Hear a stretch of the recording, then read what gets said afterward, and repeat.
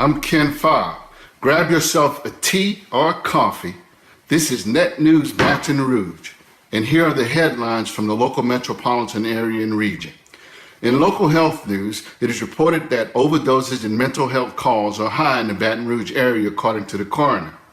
Because overdoses and mental health calls remain at a historic high in the Baton Rouge area, the parish coroner, Dr. Bo Clark, is saying he is hopeful that the new tax for a mental health center will ease some of the drastically increasing workload coming into his office.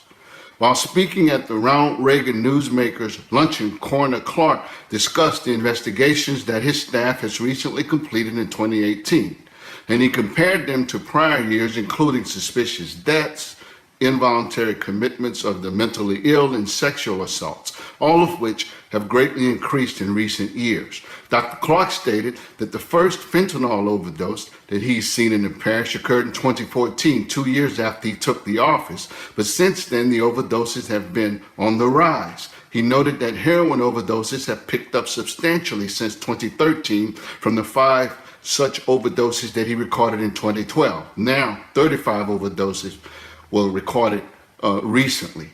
On another note, Dr. Clark reported that the suicide rates have remained relatively level over the past 5 years. For example, in 2018, there were 54 recorded suicides in East Baton Rouge Parish, which was down from 58 suicides in 2017. In the parish of Livingston, a shooting victim has died, and the suspect in that shooting must now face a second-degree murder charge.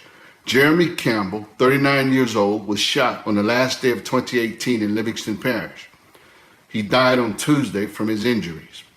According to the sheriff's office, an argument ensued which ended when the suspect drove to where the victim was located and fired shots into his direction. Quote, "A life is lost and families have been shattered," close quote, according to Sheriff Jason Orr. The suspect, and now defendant, is Michael Meade, 38 years old, who is accused of shooting Campbell, and Meade will now face a 1 count for second-degree murder. On the local education front, retired Albemarle Company executive who has been attacked by teacher unions and celebrated by charter school groups is the odds-on favorite to become the next president of the East Baton Rouge Parish School Board. Michael Gautreaux, so far the only school board member who has said that he is actively seeking the presidency, has the support of several of his fellow board members, including the current school board president, David Tatman.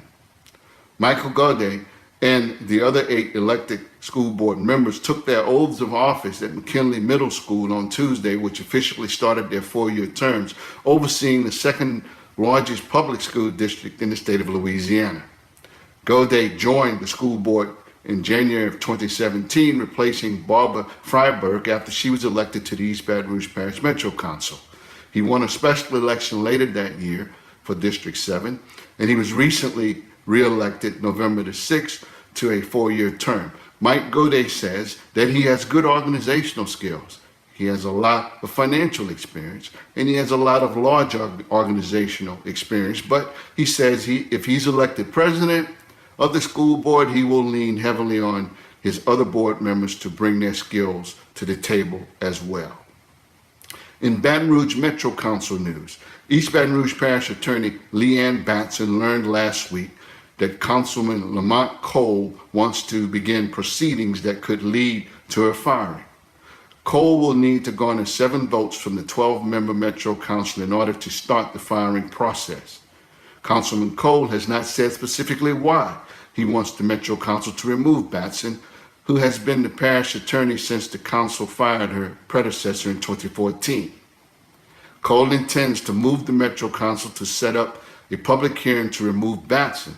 If the council decides to move forward with his motion, there will likely be a hearing on January 23rd, 2019. Meanwhile, the city parish has had to hire an outside law firm to respond to the many public records requests being made to the Metro Council related to this personnel matter concerning the parish attorney's office, as efforts do ramp up to oust Parish Attorney Leah Ann Bankston.